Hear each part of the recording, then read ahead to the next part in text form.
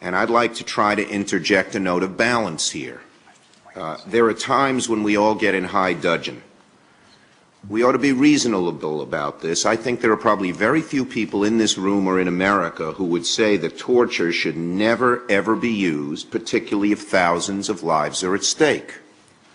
Take the hypothetical. If we knew that there was a nuclear bomb hidden in an American city, and we believed that some kind of torture, fairly severe maybe, would give us a chance of finding that bomb before it went off, my guess is most Americans and most senators, maybe all, would say do what you have to do.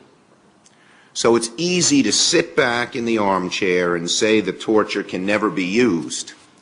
But when you're in the foxhole, it's a very different deal. Well, you know, it defeats pressure. Pressure. You bet. One last question I'm a believer in that. Mark Danner was just joining us here. He's the man who's published the CIA report on torture in CIA prisons. You're a member of the Judiciary Committee. Would you support a movement toward a Judiciary Committee-led investigation? Well, I think the first place, look, I have some faith in Eric Holder and the Obama administration on this issue. The first day they said, okay, waterboarding is torture, we're not going to torture, and the most important thing they did is they extended the Army manual, which isn't bad, on these issues, to the CIA. So, the first and logical place to do investigations, and look, if there are egregious violations of law, they should be prosecuted.